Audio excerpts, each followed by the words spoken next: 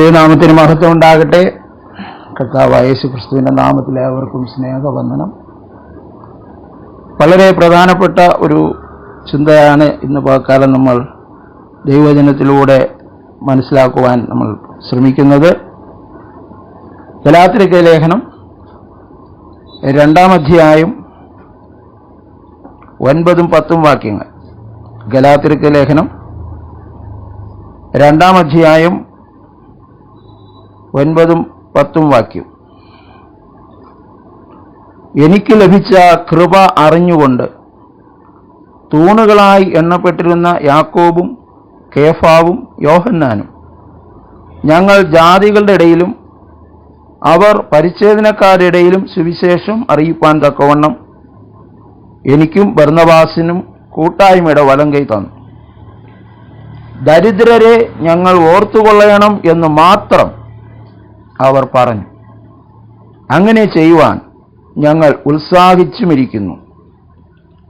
ദരിദ്രരെ ഞങ്ങൾ ഓർത്തുകൊള്ളണം എന്ന് മാത്രം അവർ പറഞ്ഞു. അങ്ങനെ ചെയ്യുവാൻ ഞങ്ങൾ ഉത്സാഹിച്ചും ഇരിക്കുന്നു. ദരിദ്രരോടുള്ള ക്രൈസ്തവ സമീപനം, ദരിദ്രൻ, എളിയവൻ, സാധുക്കൾ, ഇന്ന് നാം വായിച്ച സങ്കീർത്തനത്തിൽ അഗതികൾ, ഇങ്ങനെയൊക്കെ പ്രയോഗങ്ങൾ നമ്മൾ കണ്ടു. വേദപുസ്തകത്തിൽ ദരിദ്രരോടുള്ള ദൈവത്തിൻ്റെ കാഴ്ചപ്പാടിനെ കുറിച്ച് നിരവധി വചനങ്ങളുണ്ട്. നമുക്കെല്ലാം ചിന്തിക്കുവാൻ നമ്മുടെ സമയപരിമിതി അനുവദിക്കുന്നില്ല. എങ്കിലും ചില ഭാഗങ്ങൾ നമുക്ക് വായിക്കാതെ പോകാനും കഴിയത്തില്ലല്ലോ. നമുക്കറിയാം, യേശു കർത്താവ് പറഞ്ഞ ഒരു സംഭവമാണ് ധനവാനും ലാസറിൻ്റെയും അന്ത്യം. ലൂക്കോസ് എഴുതിയ സുവിശേഷം 16-ാം അധ്യായം 19 മുതൽ 31 വരെയുള്ള വാക്യങ്ങൾ നമ്മളത് കാണുന്നുണ്ട്. യേശു ഉപമകൾ പറയുമ്പോഴൊന്നും ആരുടെയും പേരുകൾ പറയാറില്ല. പക്ഷേ ഇത് താനൊരു സംഭവമാണ് പറയുന്നത്. ധനവാൻ നല്ലൊരു മനുഷ്യനാണ്, വളരെ ആഡംബരത്തോടെ സുഖിച്ച് ജീവിച്ച മനുഷ്യൻ. അവൻ്റെ പടിപ്പുര വാതിക്കൽ ദരിദ്രനായ വ്രണം നിറഞ്ഞ ലാസറിനെ കിടക്കുവാൻ അനുവദിച്ചു എന്നത് അവൻ്റെ ഒരു മനസാക്ഷി, നല്ലൊരു മനസാക്ഷിയാണ്. നായ്ക്കൾ പോലും വന്ന് വ്രണം നക്കുമെന്നാണ് പറയുന്നത്. അത്രമാത്രം പരിതാപക നിലയിലായിരുന്നു. പക്ഷേ ഭക്ഷണം കൊടുത്തതായിട്ടൊന്നും നമ്മൾ കാണുന്നില്ല. ആ മേശയ്ക്ക് കീഴുന്ന അപ്പനുറുക്കളെ പോലും കിട്ടുവാൻ അവൻ ആഗ്രഹിച്ചു. പക്ഷേ അതുപോലും തനിക്ക് ലഭിച്ചില്ല. രണ്ടുപേരും മരിച്ചു. ധനവാന് നല്ലൊരു അടക്ക ശുശ്രൂഷ കിട്ടി. ലാസറിനെ അന്നത്തെ സംവിധാനത്തിൽ ആ ബോഡി മറവുകയും ചെയ്തു. പക്ഷെ പിന്നീടുള്ള കാര്യം യേശു കർത്താവ് പറയുന്നത് വളരെ ഗൗരവമേറിയതാണ്. ധനവാൻ മരിച്ചു, അടക്കപ്പെട്ടു, അവൻ പാതാളത്തിലേക്ക് പോയി എന്നാണ്.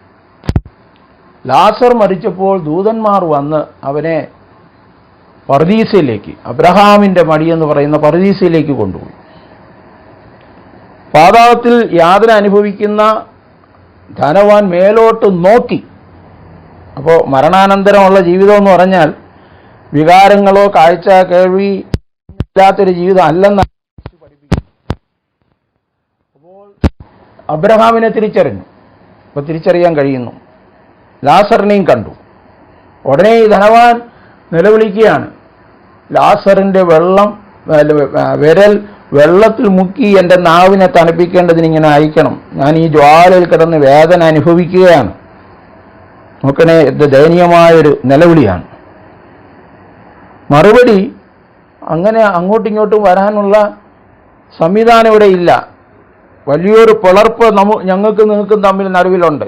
അതുകൊണ്ട് അവിടെ നിന്ന് ആഗ്രഹിക്കുന്ന പോലെ അങ്ങോട്ടും, അതുപോലെ നിങ്ങൾക്കും ഇങ്ങോട്ട് വരാൻ കഴിയത്തില്ല. അപ്പോൾ പിന്നെ പ്രാർത്ഥനയുടെ രീതി മാറ്റി. വെള്ളം എന്തായാലും കിട്ടത്തില്ലെന്ന് മനസ്സിലായി.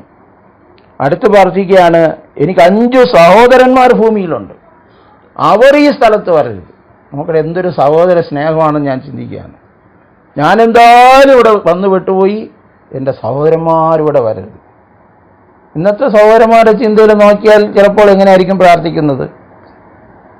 ഞാൻ ഇവിടെ വന്നു, എൻ്റെ സഹോദരന്മാരും ഇവിടെ തന്നെ വരണം, അവർ മാത്രം അങ്ങനെ സൂഹിക്കണ്ട. പക്ഷെ ഇത് നല്ലൊരു മനുഷ്യനാണ്. പക്ഷേ ആ പ്രാർത്ഥനയ്ക്കുള്ള മറുപടി വേറൊന്നാണ്. മോശയും പ്രവാചകന്മാരും അവിടെ ഉണ്ട്. അവരുടെ വാക്ക് കേൾക്കാഞ്ഞാൽ, ആ മരിച്ചവരിൽ നിന്ന് ഒരുത്തൻ ചെന്ന് പറഞ്ഞാലും അവർ മാനസാന്തരപ്പെടത്തില്ല.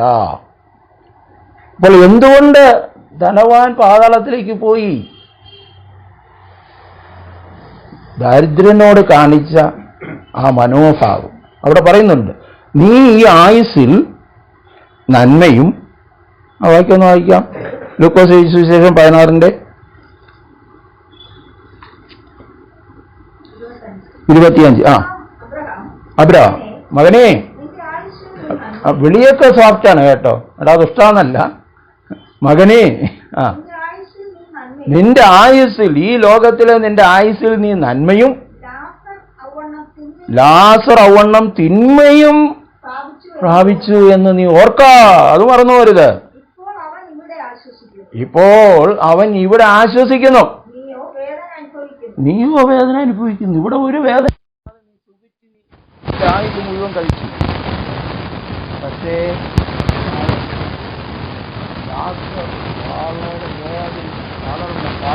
മുറിഞ്ഞാണ് അതിൻ്റെ ആശയം മുഴുവൻ പൂർണ്ണമായിട്ടുണ്ട്. എന്താ അത് അവനെ നിത്യതയിലേക്ക്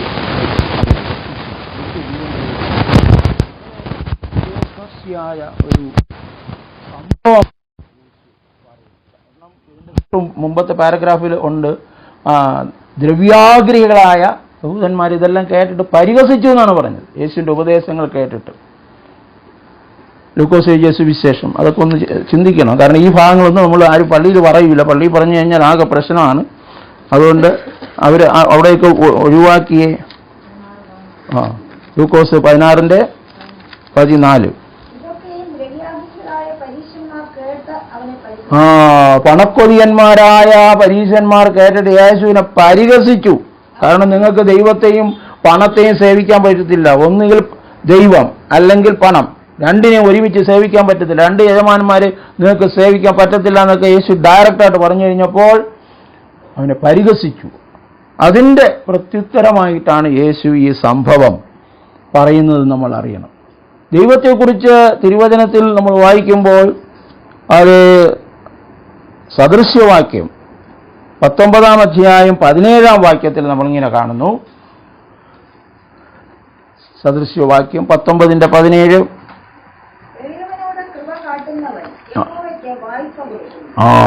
എളിയവനോട്, സാധുക്കളോട്, ദരിദ്രരോട്, അഗതികളോട് കൃപ കാണിക്കുന്നവൻ യഹോവയ്ക്ക് വായ്പ കൊടുക്കുന്നു. ദൈവത്തിന് കടം കൊടുക്കുന്നു.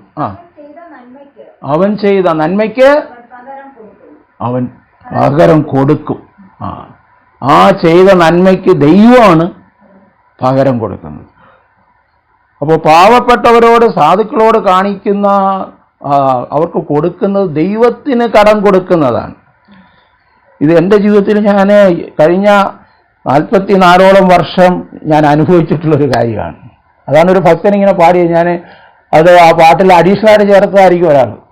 അവനാർക്കും കടക്കാരനല്ല, അവനാർക്കും ബാധ്യതയല്ല, അവനെ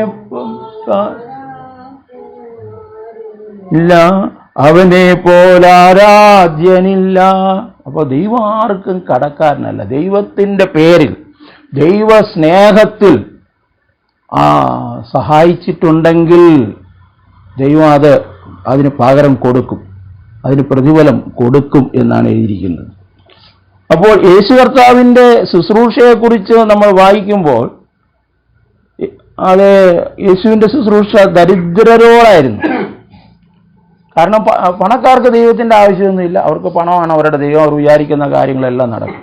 അതുകൊണ്ട് യേശുവിൻ്റെ സുവിശേഷ പ്രവർത്തനം പോലും ദരിദ്രരോടായിരുന്നു എന്നാണ് നമ്മൾ തിരുവചനത്തിലൂടെ മനസ്സിലാക്കുന്നത്. ലൂക്കോസ് എഴുതിയ സുവിശേഷം 4-ാം അധ്യായം 18-ാം വാക്യത്തിൽ യേശുവിൻ്റെ പ്രകടന പത്രിക എന്നാണ് വേദശാസ്ത്രം പറയുന്നത്. നാസറിൻ മാനിഫെസ്റ്റോ, കമ്മ്യൂണിസ്റ്റ് മാനിഫെസ്റ്റോ എന്നൊക്കെ കേട്ടിട്ടുണ്ടല്ലോ. അതുപോലെ നാസറിൻ മാനിഫെസ്റ്റോ എന്നാണ് അതിനെക്കുറിച്ച് പറയുന്നത്. വായിക്കാം. ലൂക്കോസ് എഴുതിയ സുവിശേഷം 4:18. ദരിദ്രന്മാരോട് സുവിശേഷം അറിയിപ്പാൻ കർത്താവിനെ അഭിഷേകം ചെയ്തിരിക്കുകയാൽ അവൻ്റെ ആത്മാവ് എൻ്റെ മേലുണ്ട്. ഇത് പഴയ നിയമത്തിലൊരു ഭാഗം അന്ന് ബൈബിൾ വായിക്കാനായിട്ട് പള്ളിയിൽ കൊടുത്തപ്പോൾ യേശു തിരഞ്ഞെടുത്തതാണ്. യെശയ്യാ പ്രവചനം 61-ാം അധ്യായമാണ്. അതിൻ്റെ 1-ാമത്തെ വാക്യം, എളിയവരോട് സദ്വർത്തമാനം ഘോഷിപ്പാൻ കർത്താവ് എന്നെ അഭിഷേകം ചെയ്തിരിക്കുകയാൽ അവൻ്റെ ആത്മാവ് എൻ്റെ മേലുണ്ട്. അപ്പൊ എളിയവർ, ദരിദ്രർ, അഗതികൾ, അവരോടാണ് കർത്താവ് സുവിശേഷം അറിയിക്കാൻ വന്നത്. കുറച്ചുകൂടെ കട്ടിയായ ഭാഷയിൽ പറഞ്ഞാൽ, ലളിതമായിട്ടൊന്നും പറയാൻ പറ്റൂലല്ലോ അല്ലേ? ഞാൻ നീതിമാന്മാരെ അല്ല പാപികളെ അത്രേ രക്ഷിപ്പാൻ തേടി വന്നത്. മനസ്സിലായോ? രോഗികൾക്ക് വൈദ്യനെ കൊണ്ട് ആവശ്യമുള്ളൂ എന്ന് കർത്താവ് പറഞ്ഞു. രോഗികളല്ലാത്തവർക്ക് വൈദ്യനെ കൊണ്ട് ആവശ്യമില്ല. അപ്പോൾ യേശുവിൻ്റെ ശുശ്രൂഷ വളരെ ഷാർപ്പായിരുന്നു. സമൂഹത്തിൽ അവഗണിക്കപ്പെട്ടവർ, തിരസ്കരിക്കപ്പെട്ടവർ, സാധുക്കൾ, അവർക്കാണ് കർത്താവ് സുവിശേഷം അറിയിച്ചത്. ലൂക്കോസ് എഴുതിയ സുവിശേഷത്തിൽ നമ്മൾ വീണ്ടും 7-ാം അധ്യായത്തിലേക്ക് വരുമ്പോൾ, സ്നാപക യോഹന്നാൻ തടവിലാണ്. അപ്പോൾ താൻ തടവിലായപ്പോൾ തനിക്ക് വലിയ വിഷമം തോന്നി. കാരണം താൻ മാനസാന്തരത്തിൻ്റെ സന്ദേശം മുഖം നോക്കാതെ പറയുന്ന ആളായിരുന്നു. അപ്പോൾ താൻ തൻ്റെ ശിഷ്യന്മാരെ അയച്ച്, വരുവാനുള്ളവൻ നീയാണോ, ഇനി വേറെ ആൾ വരുമോ എന്നൊക്കെ തനിക്ക് പോലും, താൻ മനുഷ്യനാണ്, കൺഫ്യൂഷനായി. അപ്പോൾ അതിൻ്റെ മറുപടിയായിട്ട് യേശു പറഞ്ഞയക്കുന്നതാണ് 22-23 വാക്യങ്ങൾ. ലൂക്കോസ് 7:22-23. കുരുടർ കാണുന്നു, മുടന്തർ നടക്കുന്നു, കുഷ്ഠരോഗികൾ ശുദ്ധരായിത്തീരുന്നു, ചെകിടർ കേൾക്കുന്നു, മരിച്ചവർ ഉയർത്തെഴുന്നേൽക്കുന്നു, ദരിദ്രന്മാരോട് സുവിശേഷം അറിയിക്കുന്നു. ഏതെങ്കിലും പോസ്റ്ററിൽ ഇങ്ങനെ കണ്ടിട്ടുണ്ടോ? കുരുടർ കാണുന്നു, ചെകിടന്മാർ കേൾക്കുന്നു, മുടന്തർ നടക്കുന്നു, രോഗികൾ സൗഖ്യമാകുന്നു, ദരിദ്രരോട് സുവിശേഷം അറിയിക്കുന്നത് ഏതെങ്കിലും പോസ്റ്ററിൽ കണ്ടിട്ടുണ്ടോ?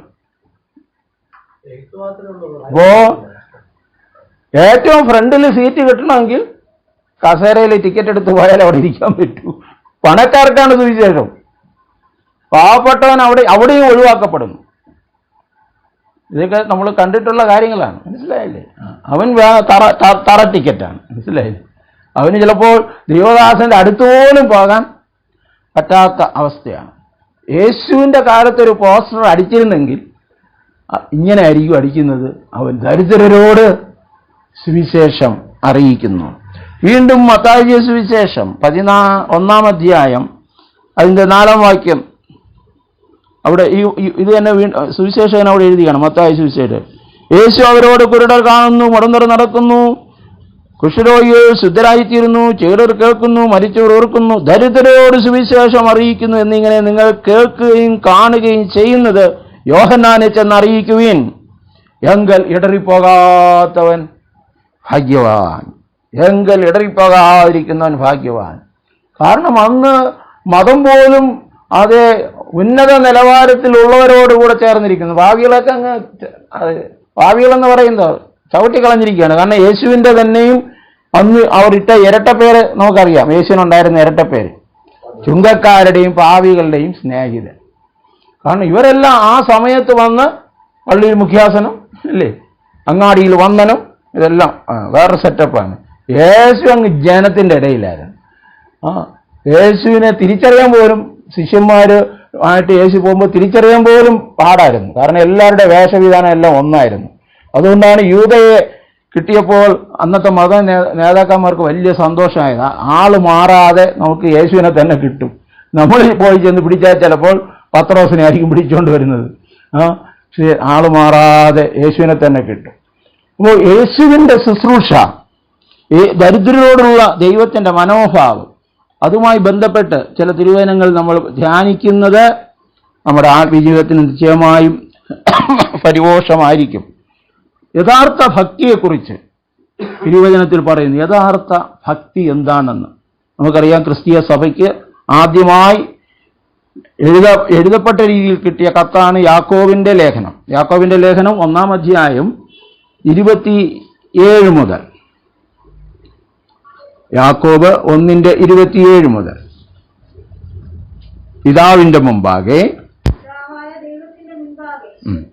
ശുദ്ധവും നിർമ്മലവുമായുള്ള ഭക്തിയോ അനാഥരെയും വിധവമാരെയും അവരുടെ സങ്കടത്തിൽ ചെന്ന് കാണുന്നതും ലോകത്താലുള്ള കളങ്കം പറ്റാതെ തന്നെത്താൻ സൂക്ഷിക്കുന്നതുമാകുന്നു.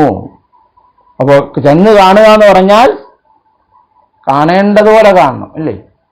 ഈ സാധാരണ കാണേണ്ടതുപോലെ കാണണമെന്ന് പറയുന്നത് ഈ സർക്കാർ ഉദ്യോഗസ്ഥ വിഭാഗത്തിൽ ചിലരെയൊക്കെയാണ്, അല്ലേ? വില്ലേജ് ഓഫീസിൽ, മോട്ടോർ വാഹന വകുപ്പിലൊക്കെ പറയുമ്പോൾ കാണേണ്ടതുപോലെ കണ്ടാലേ കാര്യം നടക്കും. പക്ഷെ ഇവിടെ കാണേണ്ടതുപോലെ കാണേണ്ടത് അനാഥരെയും വിധവമാരെയും കാണേണ്ടതുപോലെ കാണുന്നതും ഈ ലോകത്തിൻ്റെ കളങ്കങ്ങൾ പറ്റാതെ നമ്മെ തന്നെ സൂക്ഷിക്കുന്നതുമാണ് യഥാർത്ഥ ഭക്തി എന്ന് യേശുക്രിസ്തുവിന്റെ സഹോദരനും അപ്പോസ്തലനുമായ യാക്കോബ് പറയുകയാണ്. വീണ്ടും 2-ാം അധ്യായത്തിലേക്ക് വരുമ്പോൾ 2-ാം അധ്യായം മുഴുവൻ വായിക്കേണ്ടതാണ്.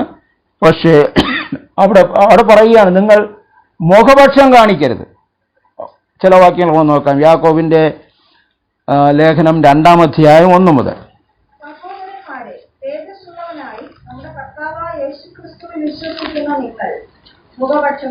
അപ്പൊ ആദ്യത്തെ വാക്യം നമ്മൾ ശ്രദ്ധിക്കണം. അവിടെ പറഞ്ഞിരിക്കുന്ന പ്രയോഗം, തേജസ്സുള്ളവനായ കർത്താവിനെ വിശ്വസിക്കുന്ന നിങ്ങൾ മുഖപക്ഷം കാണിക്കരുത്. നമ്മൾ വിശ്വസിക്കുന്നത് ഈ 3.5 വർഷക്കാലം രോഗികളെ സൗഖ്യമാക്കി അവന് തൊട്ടവരും എല്ലാം സൗഖ്യമായ ആ ഒരു ജഡം ധരിച്ചു വന്ന യേശുവിനെയാണ്. പക്ഷെ നമ്മൾ വിശ്വസിക്കേണ്ടത് യേശു ക്രിസ്തു ഇപ്പോൾ ജഡത്തിലല്ല, താൻ തേജോമയനാണ്. അതാണ് വെളിപ്പാട് പുസ്തകത്തിൽ നമ്മൾ തേജോമയനായ യേശുവിനെ കാണുന്നു. ആ യേശുവിനെ കണ്ടപ്പോൾ യോഹന്നാൻ അപ്പോസ്തലൻ കുഴഞ്ഞു വീണു, മരിച്ചവനെ പോലെയായി. അപ്പോൾ അത്രമാത്രം തേജോമയനായ കർത്താവിനെ നമ്മൾ വിശ്വസിക്കുന്നുവെങ്കിൽ നാം മുഖപക്ഷം കാണിക്കരുത്. അടുത്ത് പറയുകയാണ്, സഭയിൽ നിങ്ങളുടെ പള്ളിയിൽ മോടിയുള്ള വസ്ത്രം ധരിച്ചും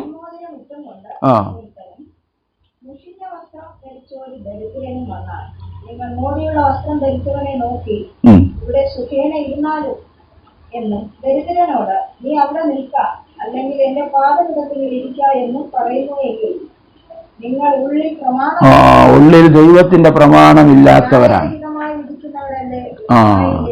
എന്നിട്ട് അടുത്ത് പറയാണ്, ധനവാന്മാരല്ലേ നിങ്ങളെ കോടതികളെ കയറ്റിവിടുന്നത്?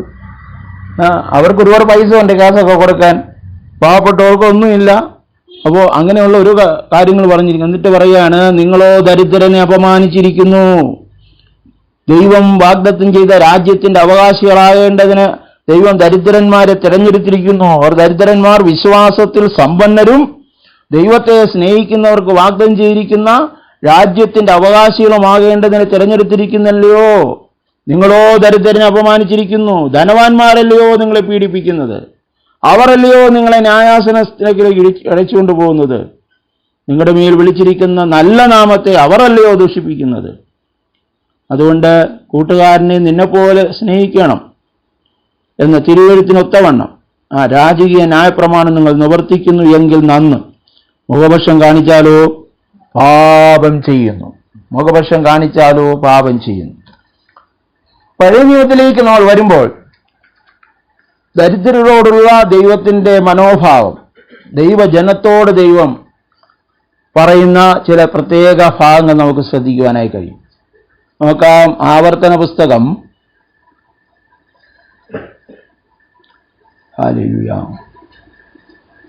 ആവർത്തന പുസ്തകം 23-ാം അധ്യായം 19ഉം 20ഉം വാക്യങ്ങൾ.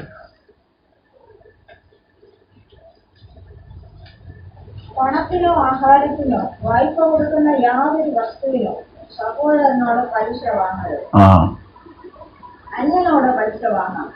എന്നാൽ നീ കൈവശമാക്കുവാൻ ചെല്ലുന്ന ദേശത്ത് നീ തൊടുന്നവരൊക്കെ നിന്റെ ദൈവമായ യഹോവ നിന്നെ അനുഗ്രഹിക്കേണ്ടതിന് സഹോദരനോട് പലിശ വാങ്ങരുത്. സഹോദരൻ ദരിദ്രനാകുമ്പോഴാണ് പൈസ വന്ന് കടം ചോദിക്കുന്നത്.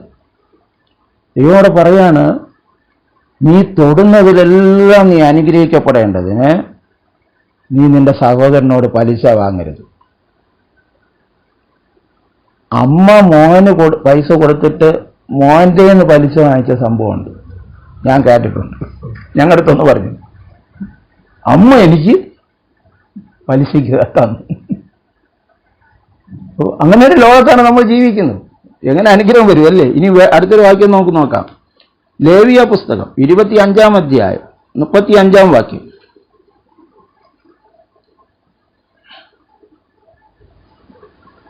ലേവിയ പുസ്തകം 25:35. നിന്റെ സഹോദരൻ ദരിദ്രനായി തീർന്ന് നിന്റെ അടുക്കൽ വെച്ച് ക്ഷയിച്ചു പോയാൽ നീ അവനെ താങ്ങണം. അന്യനും പരദേശിയും എന്ന പോലെ അവൻ നിന്റെ അടുക്കൽ പാർക്കണം.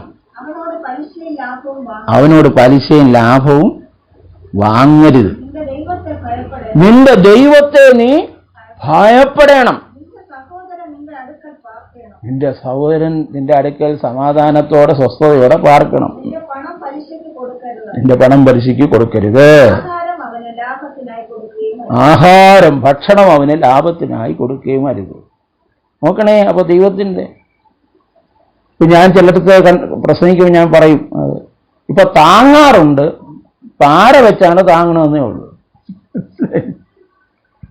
സഹോദരൻ ക്ഷയിക്കുമ്പോൾ അവനെ കൈകൊണ്ട് താങ്ങണമെന്നാണ് പറഞ്ഞിരിക്കുന്നത്. ഇപ്പൊ കൈകൊണ്ട് താങ്ങാൻ വെയിറ്റ് കൂടുതൽ, അതുകൊണ്ട് പാര വെച്ചാണ് താങ്ങുന്നത്. എനിക്കറിയാം, ഒരു സഹോദരൻ തൻ്റെ മകളുടെ വിവാഹവുമായി ബന്ധപ്പെട്ട് അവർ പോകുന്ന കൂട്ടായ്മയിൽ നിഷ്കളങ്കതയോടെ പറഞ്ഞു, എനിക്കൊരു 5 സെന്റ് സ്ഥലം കൊടുക്കാനുണ്ട്, മകളുടെ വിവാഹവുമായി ബന്ധപ്പെട്ടാണ്, നിങ്ങളെല്ലാവരും ആ വിഷയത്തെ ഓർത്ത് പ്രാർത്ഥിക്കണം, എത്രയും വേഗം ആ വസ്തു വിൽക്കാനായിട്ട് സഹായിക്കേണ്ടതിനായി പ്രാർത്ഥിക്കണമെന്ന്. ആ പ്രാർത്ഥനയിൽ അദ്ദേഹത്തിൻ്റെ ഒരു സഹോദരനും ഉണ്ടായിരുന്നു. അപ്പോൾ പലരും വന്ന് വസ്തുവൊക്കെ നോക്കുമായിരുന്നു, നല്ല വിലയൊക്കെ ഏകദേശം അടുപ്പിച്ച് പറഞ്ഞു. പക്ഷെ പിന്നെ അവരാരെയും കാണാനില്ല. വിവാഹ ദിവസം അടുത്തടുത്ത് വരികയാണ്. സഹോദരനാകെ ഒരു ടെൻഷനാണ്. അപ്പോൾ മൂത്ത സഹോദരൻ വന്ന് തമ്പിയെടുത്ത് പറയാണ്, തമ്പി ആരും വന്നില്ലേ വസ്തു വാങ്ങിക്കാൻ? ഇത്രയ്ക്കാണെങ്കിൽ ഞാൻ എടുത്തോളാം. ഈ വന്നവരെയൊക്കെ തട്ടിവിട്ടതാരാണ്? ഈ മൂത്ത സഹോദരനാണ്. പ്രാർത്ഥനയിൽ വന്ന് സ്വോത്രം പറഞ്ഞുകൊണ്ടിരിക്കുന്ന സഹോദരനാണ് വന്നവരെയൊക്കെ തട്ടിവിട്ടിട്ട് ലാസ്റ്റിൽ വന്ന് സഹായിക്കാൻ വന്നിരിക്കുക. അപ്പൊ ഇത് കൈകൊണ്ട് താങ്ങിയതാണോ പാര വെച്ച് താങ്ങിയതാണോ? ഇതെല്ലാം ദൈവം കാണുന്നു എന്നുള്ളതാണ്. ദൈവം കുരുടനും ഒന്നും അല്ല എന്ന് നമ്മൾ ഇതൊക്കെ വായിച്ച ആളുകൾക്ക് പറഞ്ഞു കൊടുക്കണം. അതെ, ഹല്ലേലൂയ. നമുക്ക് ചില വാക്യങ്ങൾ, ഈ ദരിദ്രനെയും സമ്പന്നനെയും എല്ലാം സൃഷ്ടിച്ചത് ദൈവമെന്നാണ് തിരുവെഴുത്തിയിരിക്കുന്നത്. സദൃശ്യവാക്യം 22:2. അപ്പോൾ അംബാനിയെയും അദാനിയെയും പാവപ്പെട്ട നമ്മളെയും സൃഷ്ടിച്ചത് ദൈവം തന്നെയാണ്. ഓക്കെ, വായിക്കാം. സദൃശ്യവാക്യം 22:2.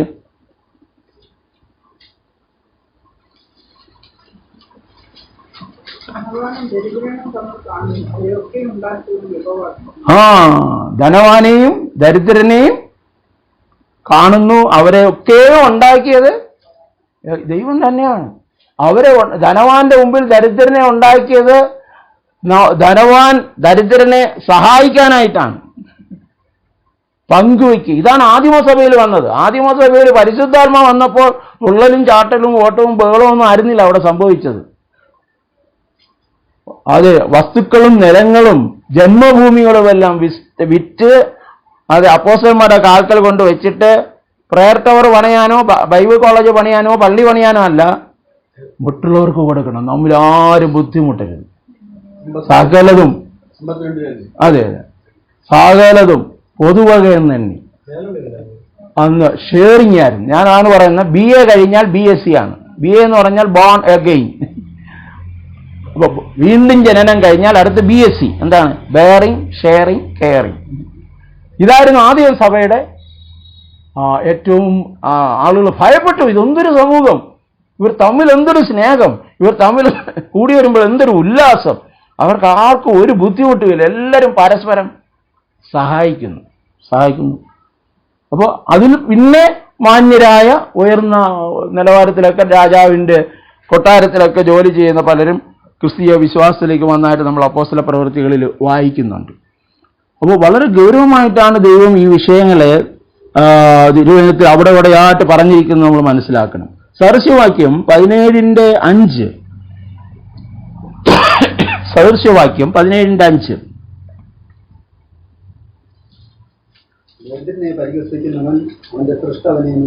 ഓഹോ, ഇത് ഭയങ്കരല്ലേ. പാവപ്പെട്ടവനെ പരിഹസിക്കുന്നവൻ അവനെ സൃഷ്ടിച്ച ദൈവത്തെ പരിഹസിക്കുന്നു. സാധുവിനെ ആപത്തിൽ സന്തോഷിക്കുന്നവന്, മറ്റുള്ളവർക്ക് ആപത്ത് വരുമ്പോൾ സന്തോഷിക്കുന്നവന് ശിക്ഷ വരാതിരിക്കുകയില്ല. നമുക്കറിയാം, യോബിന്റെ ജീവിതത്തിൽ വന്നതുപോലെ കഷ്ടങ്ങളും നഷ്ടങ്ങളും മറ്റാരുടെയും ജീവിതത്തിൽ വന്നിട്ടില്ല. ഒറ്റ ദിവസം കൊണ്ട് തൻ്റെ സമ്പാദ്യം നഷ്ടപ്പെട്ടു, തൻ്റെ മക്കൾ നഷ്ടപ്പെട്ടു. കാരണം ദൈവം അനുവാദം കൊടുത്തതാണ്. പിശാചാണ് അതെല്ലാം അടിച്ചു മാറ്റിയെങ്കിലും യോബ് പറഞ്ഞു, ദൈവം തന്നു, ദൈവം എടുത്തു, അവൻ്റെ നാമം വാഴ്ത്തപ്പെടുമാറാകട്ടെ. ഭാര്യ പറഞ്ഞു, നീ എന്തിടാ ഒരു ഇങ്ങനെയൊക്കെ പറയണം, നിന്റെ വിശ്വാസമൊക്കെ ത്യജിച്ച് വേറെ വല്ല ചെന്ന് ചാവ്. അപ്പോൾ യോബ് പറഞ്ഞു, ഈ ഒരു പൊട്ടി സംസാരിക്കുന്നില്ല, എന്തിനാ സംസാരിക്കുന്നത്? ദൈവം നമുക്ക് എന്തെല്ലാം തന്നു, ദൈവമല്ലേ തന്നത്, നമ്മളല്ലല്ലോ ഇന്ന് ഉണ്ടാക്കിയത്. ദൈവം തന്നു, ദൈവം എടുത്തു, ദൈവത്തിൻ്റെ നാമം വാഴ്ത്തപ്പെടുമാറാകട്ടെ. അപ്പോൾ മുന്നോട്ടുള്ള ബന്ധം, തൻ്റെ ജീവിതത്തിൽ താൻ എങ്ങനെയാണ് ഇതിനെല്ലാം മടക്കി വരുന്ന ഒരു അനുഭവം അവസാനം ഉണ്ടായി. ദൈവത്തിന് 7 ഇരട്ടിയായിട്ട് എല്ലാം മടക്കി കൊടുത്തു എന്ന് പറയുന്നു. പക്ഷെ അതിൻ്റെ ഇടയിൽ സംഭവിച്ച ചില കാര്യങ്ങളുണ്ട്. അത് ഇയ്യോബിന്റെ പുസ്തകം 29-ാം അധ്യായം 11 മുതലുള്ള വാക്യങ്ങൾ. ഇയ്യോബിന്റെ പുസ്തകം 29:11 മുതൽ.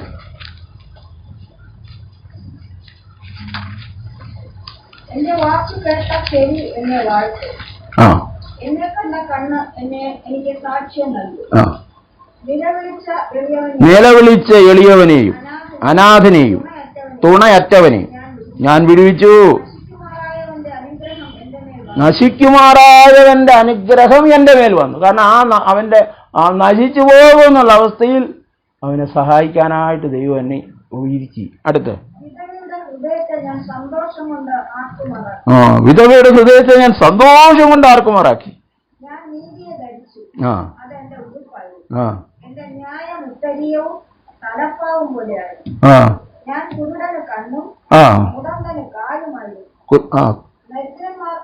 ദരിദ്രന്മാർക്ക് ഞാൻ അപ്പനായിരുന്നു. അടുത്ത് ഞാൻ അറിഞ്ഞോടാത്തവന്റെ കേസ് ഞാൻ കൈകാര്യം ചെയ്യേണ്ടി വന്നു. നീതികെട്ടവന്റെ അണപ്പല്ല് ഞാൻ തകർത്തു. സിംഹത്തിന്റെ വായിൽ നിന്ന് ജന്തുവിനെ പിടിച്ചെടുക്കുന്ന പോലെ അവന്റെ കയ്യിൽ നിന്ന് അവനെ രക്ഷിച്ചു.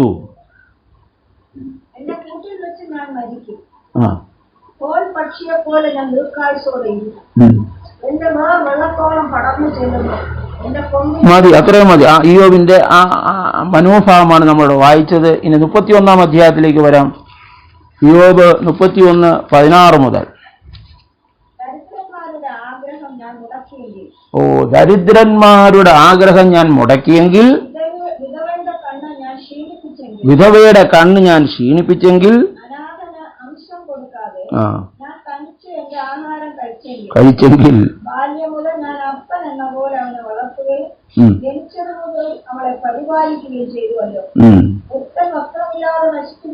ഒരുത്തൻ വസ്ത്രമില്ലാതെ നശിച്ചു പോകുന്നതോ ദരിദ്രൻ പുതപ്പില്ലാതിരിക്കുന്നതോ ഞാൻ കണ്ടിട്ട് അവന്റെ ആരെ എന്നെ അനുഗ്രഹിച്ചില്ലെങ്കിൽ,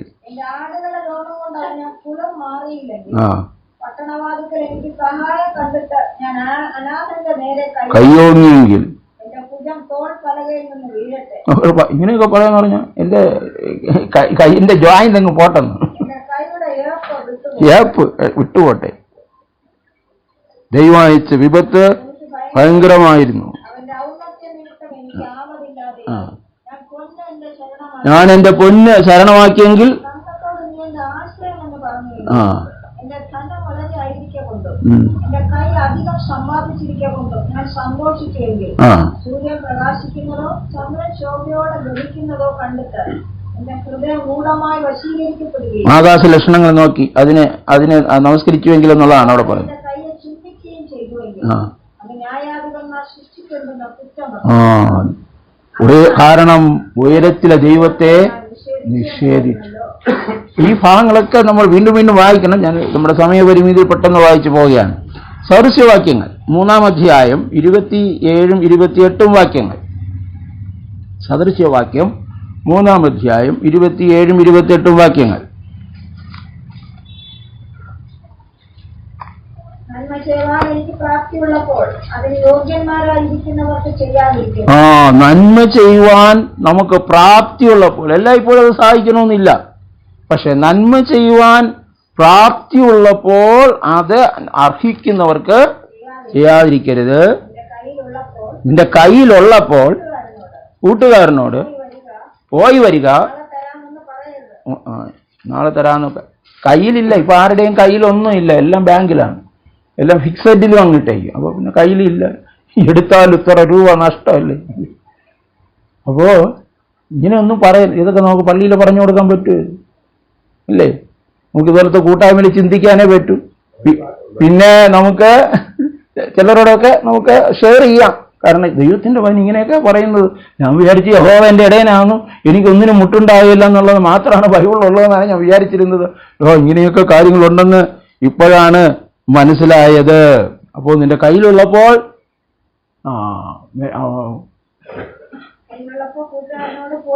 പോയി വരിക, നാളെ തരാമെന്ന് പറയിച്ച ഇന്നത്തെ അത്യാവശ്യമായിരിക്കും. അപ്പോൾ അത് നാളെ കിട്ടിയിട്ട് അത് പ്രയോജനം ഇല്ല. ഇന്ന് കൊടുക്കേണ്ടത് ഇന്ന് തന്നെയാണ്. നമുക്ക് ആവർത്തന പുസ്തകം 15-ാം അധ്യായം, ആവർത്തന പുസ്തകം 15-ാം അധ്യായം അതിൻ്റെ 4 മുതൽ. ദരിദ്രൻ നിങ്ങളുടെ ഇടയിൽ ഉണ്ടാകയില്ലതാനും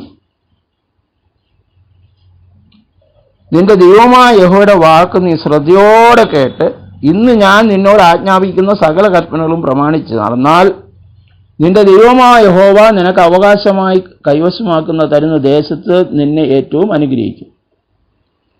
നിന്റെ ദൈവമായ യഹോവ നിനക്ക് വാഗ്ദത്തം ചെയ്ത പോലെ നിന്നെ അനുഗ്രഹിക്കുന്നത് കൊണ്ട് നീ അനേകം ജാതികൾക്ക് വായ്പ കൊടുക്കും. എന്നാൽ നീ വായ്പ വാങ്ങുകയില്ല. നീ അനേകം ജാതികളെ ഭരിക്കും, അവൻ നിന്നെ ഭരിക്കുകയില്ല. ഇത് ഇസ്രായേൽ ജനത്തിന് ദൈവം കൊടുത്ത വാഗ്ദത്തമാണ്. ഇനി നമ്മൾ താഴോട്ട് വായിക്കുമ്പോൾ 9-ാമത്തെ വാക്യം മുതൽ ഇതിനൊക്കെ ഒരുപാട് വ്യാഖ്യാനങ്ങളാണ് കേട്ടോ. ഇതിൽ നിന്നെല്ലാം ഒരു ലെയിം എക്സ്ക്യൂസ് കണ്ടുപിടിക്കാൻ വേണ്ടി പലരും പല രീതിയിൽ ഇത് വ്യാഖ്യാനിക്കാറുണ്ട്. അപ്പോൾ 9-ാമത്തെ വാക്യത്തിന്റെ 2-ാമത്തെ ഭാഗത്തിൽ ദരിദ്രനായ സഹോദരനോട് സഹോദരൻ നിങ്ങളുടെ ഇടയിൽ ഉണ്ടെങ്കിൽ ദരിദ്രനായ സഹോദരന്റെ നേരെ നിന്റെ ഹൃദയം കഠിനമാക്കാതെയും കൈ അടയ്ക്കാതെയും നിന്റെ കൈ അവന് വേണ്ടി തുറന്ന് അവന് വന്ന ബുദ്ധിമുട്ടിന് ആവശ്യമായത് വായ്പ കൊടുക്കണം. വിമോചന സംവത്സരമായ 7-ാം ആണ്ട് അടുത്തിരിക്കുന്നു എന്നിങ്ങനെ നിന്റെ ഹൃദയത്തിലൊരു ദുർവിചാരം. ഇപ്പൊ ഈ കാലത്ത് കുറെ നന്മ ചെയ്യണമെന്നാണ് ദൈവത്തിന്റെ കൽപ്പന. വല്ലാത്തൊരു അവസ്ഥ ആയിപ്പോയല്ലോ. ദുർവിചാരം. എന്റെ സഹോദരനെ സഹായിക്കാനുള്ള ഇളച്ചു കൊടുക്കണം. അതെല്ലാം കൂടെ കാൽക്കുലേറ്റ് ചെയ്ത് കഴിഞ്ഞപ്പോൾ ആ സമയം വന്നോ. അവിടെ എഴുതിയിരിക്കുക ദുർവിചാരം നിന്റെ ഹൃദയത്തിൽ തോന്നിയിട്ട് ദരിദ്രനായ സഹോദരനോട് നിന്റെ കണ്ണ് നിർദ്ദയമായി അവന് ഒന്നും കൊടുക്കാതിരിക്കുകയും അവൻ നിനക്ക് വിരോധമായി ദൈവത്തോട് നിലവിളിച്ചിട്ട് യഹോവയോട് നിലവിളിച്ചിട്ട് അത് നിനക്ക് പാപമാകാതിരിക്കുകയും ചെയ്യാതിരിക്കാൻ സൂക്ഷിച്ചുകൊള്ളുക. നീ അവന് കൊടുത്തേ മതിയാവും. കൊടുക്കുമ്പോൾ ഹൃദയത്തിൽ വ്യസനം തോന്നരുത്. നിന്റെ ദൈവമായ യഹോവ നിന്റെ സകല പ്രവൃത്തികളിലും സകല പ്രയത്നത്തിലും അത് നിമിത്തം നിന്നെ അനുഗ്രഹിക്കും. ദരിദ്രൻ ദേശത്ത് നറ്റുപോകയില്ല. അപ്പൊ ദാരിദ്ര്യ നിർമ്മാർജ്ജനം എന്ന് പറയുന്നത് നടക്കുന്ന കാര്യമല്ല. അതുകൊണ്ട് നിന്റെ ദേശത്ത് അഗതിയും ദരിദ്രനുമായ നിന്റെ സഹോദരന് നിന്റെ കൈ മനസ്സോടെ തുറന്നു കൊടുക്കണമെന്ന് ഞാൻ നിന്നോട് ആജ്ഞാപിക്കുന്നു. അപ്പോൾ പാവപ്പെട്ടവരോടുള്ള മനോഭാവം, ഇത് പുതിയ ഉടമ്പടിയിലേക്ക് വരുമ്പോൾ അപ്പോസ്തലനായ പൗലോസ് കൊരിന്ത്യർക്ക് എഴുതുമ്പോൾ നമ്മൾ മിസ്യൂസ് ചെയ്യുന്ന ഒരു വാക്യമാണത്. പള്ളിയിൽ കാണിക്ക സമയത്ത് മാത്രമേ അത് പറയാറുള്ളൂ. 2 കൊരിന്ത്യർ 9-ാം അധ്യായം 7-ാം വാക്യം.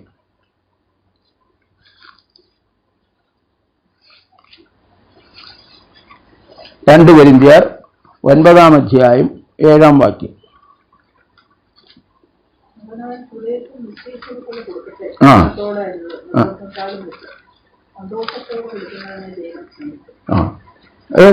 നമ്മൾ കാണിക്ക സമയത്തല്ലേ സാറിന് ഇത് കേൾക്കാറുള്ളത്. ഇത് ആർക്ക് കൊടുക്കുന്ന കാര്യമാണ് പറയണത്? പള്ളിക്ക് കൊടുക്കുന്ന കാര്യമല്ല അത് പറയുന്നത്.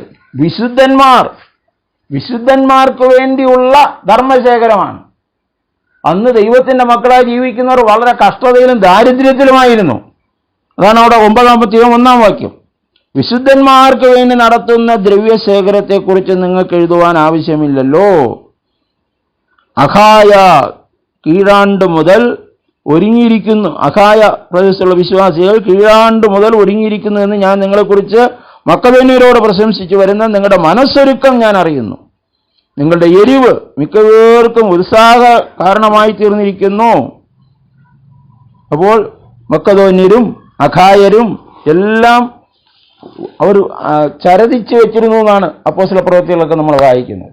വിശുദ്ധന്മാരുടെ സഹായത്തിന് വേണ്ടി അത് സന്തോഷത്തോടെ കൊടുക്കണം, നിർബന്ധത്താൽ അരുത്. സന്തോഷത്തോടെ കൊടുക്കുന്നവനെ 7-ാം വാക്യം ദൈവം സ്നേഹിക്കുന്നു. തൊട്ടടുത്ത് പറയാണ്, അതാണ് അവൻ നിങ്ങൾ സകലത്തിലും എപ്പോഴും തൃപ്തിയുള്ളവരായി, പൂർണ്ണ തൃപ്തിയുള്ളവരായി സകല സൽപ്രവൃത്തിയിലും പെരുകി വരുമാറ് നിങ്ങൾ സകല കൃപയും പെരുക്കുവാൻ ദൈവം ശക്തൻ. അവൻ വാരി വിതറി ദരിദ്രന്മാർക്ക് കൊടുക്കുന്നു എന്ന് അവന്റെ നീതി എന്നേക്കും നിലനിൽക്കുന്നു. അപ്പോൾ ദരിദ്രന്മാർക്ക് കൊടുക്കുന്നതിനെ കുറിച്ചാണ് അവിടെ പറയുന്നത്, കാണിക്ക കൊടുക്കുന്നതിനെ കുറിച്ചല്ല അവിടെ പറയുന്നതെന്ന് നമ്മൾ മനസ്സിലാക്കുന്നു. നമുക്കറിയാം, ഒരു ധനവാനായ മനുഷ്യൻ യേശുവിൻ്റെ അടുക്കൽ വന്ന് നിത്യജീവൻ പ്രാപിക്കാൻ എന്ത് ചെയ്യണമെന്ന് ചോദിച്ചു, അല്ലേ?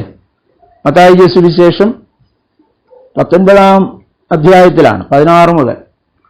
യേശു എന്നോട് പറഞ്ഞു, നീ തിരുവഴുത്തിൽ എങ്ങനെ വായിക്കുന്ന ന്യായപ്രമാണം? ഞാൻ ന്യായപ്രമാണത്തിലെ സകല കൽപ്പന അനുസരിക്കുന്നു. അപ്പൊ യേശു പറഞ്ഞു, നീ നിനക്കുള്ളത് വിറ്റ് ഇനി എൻ്റെ അടുത്ത് കൊണ്ടുവരാനല്ല പറഞ്ഞത്, വായിക്കാം. ഇന്നായിരുന്നെങ്കിൽ എന്തായാലും പറയായിരുന്നു, നിന്റെ ഇതെല്ലാം വിറ്റ് എൻ്റെ അടുത്ത് കൊണ്ടുവരണമെന്ന്.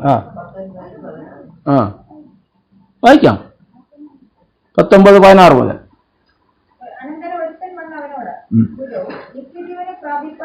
നിത്യജീവനെ പ്രാപിപ്പാൻ എന്ത് ചെയ്യണം? നമ്മുടെ ഭാഷ പറഞ്ഞ സ്വർഗത്തിൽ പോകാൻ ഞാൻ എന്ത് ചെയ്യണം?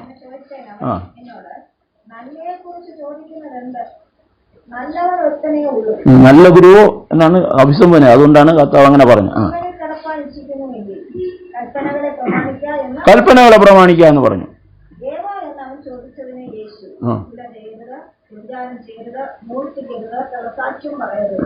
അപ്പനെയും അമ്മയെയും ബഹുമാനിക്കാം, കൂട്ടുകാരനെ നിന്നെ പോലെ തന്നെ സ്നേഹിക്കാം എന്നിവ തന്നെയെന്ന് പറഞ്ഞു.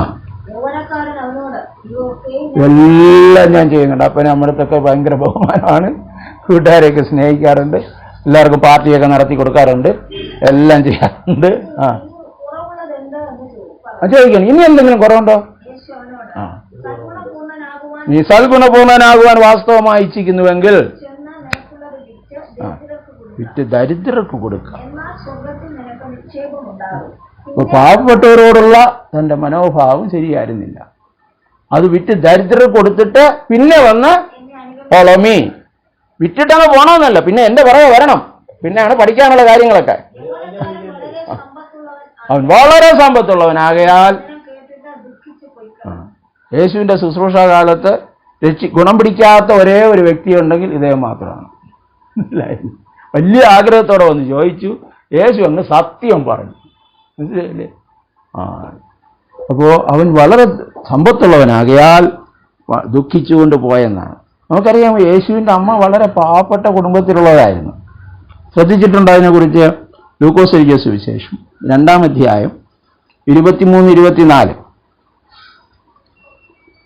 ലൂക്കോസ് 2:23-24.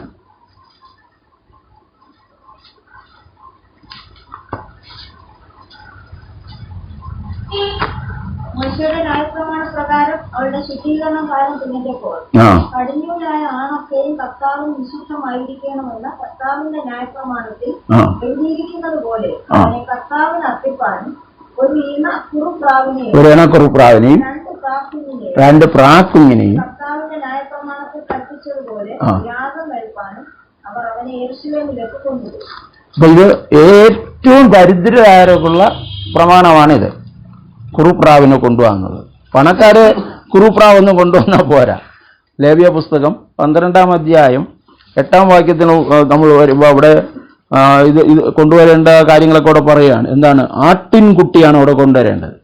ആട്ടിൻകുട്ടിക്ക് അവളുടെ പക്കൽ വകയില്ലെങ്കിൽ 2 കുറുപ്രാവിനെയോ 2 പ്രാവിൻ കുഞ്ഞിനെയോ ഒന്നിനെയോ ഹോമയാഗത്തിന് മറ്റേതിനെ പാപയാഗത്തിനുമായി കൊണ്ടുവരണം. അപ്പോൾ സാധാരണ കൊണ്ടുവരേണ്ടത് ഒരു ആട്ടുകുട്ടിയാണ്. അപ്പോൾ അത് കൊണ്ടുവരാൻ പോലും അവർക്ക് നിവൃത്തിയില്ല. അപ്പോൾ അതാണ് കാലിത്തൊഴുത്തിൽ പിറന്നവനെ എന്ന് നമ്മൾ പാടുമ്പോൾ ഏറ്റവും താണ നിലവാരത്ത് സെപ്റ്റിക്കായിട്ടുള്ള സ്ഥലത്ത് അതാണ് കർത്താവ് അവിടെ ആയിരുന്നു. തൻ്റെ ആ സ്നേഹം, ദൈവത്തിൻ്റെ സ്നേഹത്തെ വെളിപ്പെടുത്തിയത് നമ്മളവിടെ കാണുന്നുണ്ട്. ഹല്ലേലൂയ. സങ്കീർത്തനം 41 ഒരു പ്രോമിസ് അവിടെ പറയുകയാണ്. 41-ാം സങ്കീർത്തനം 1 മുതൽ 3 വരെ.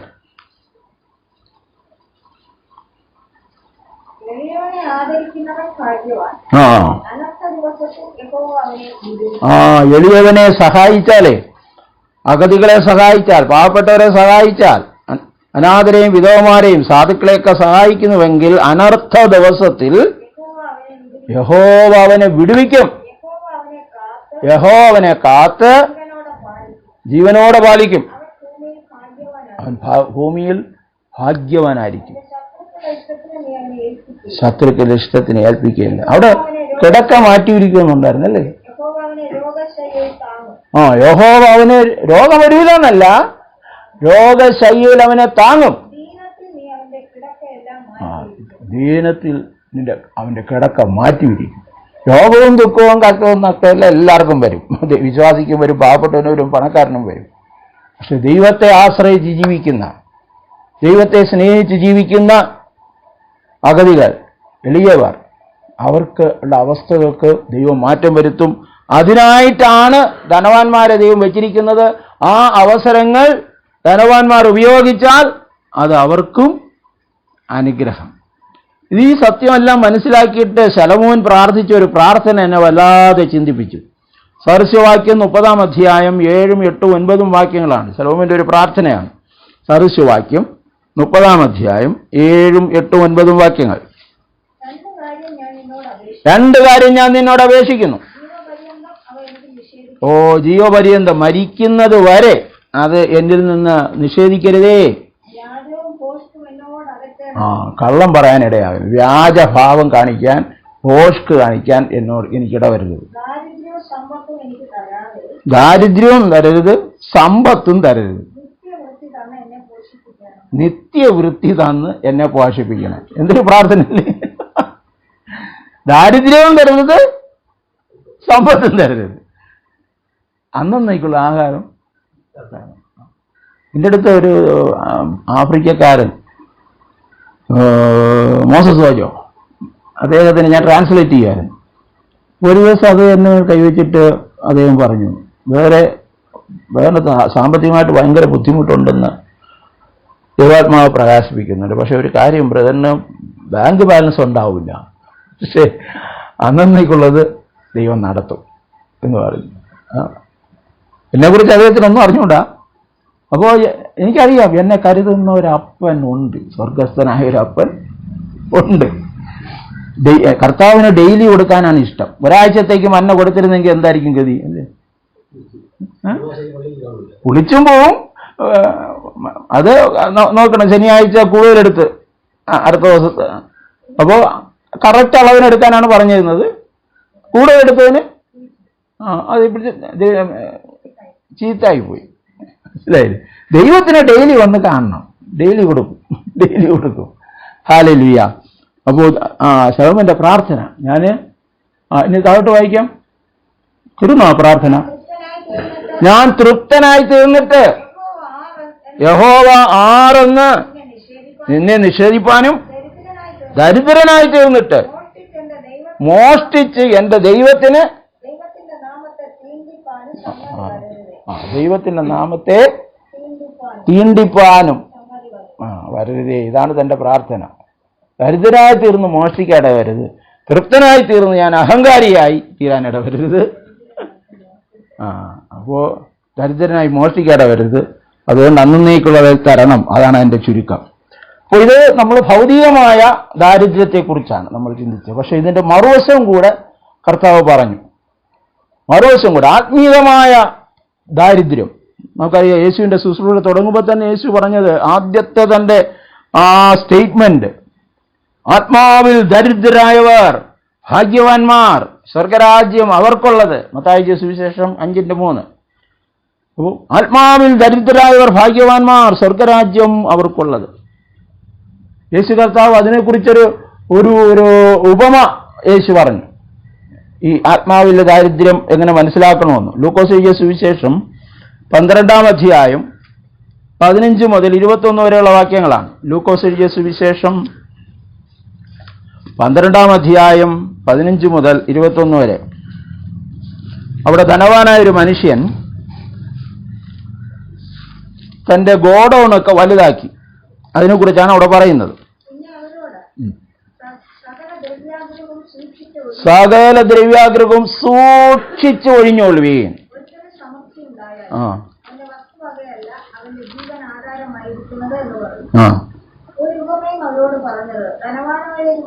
ധനവാനായൊരു മനുഷ്യൻ നന്നായി വിളഞ്ഞു.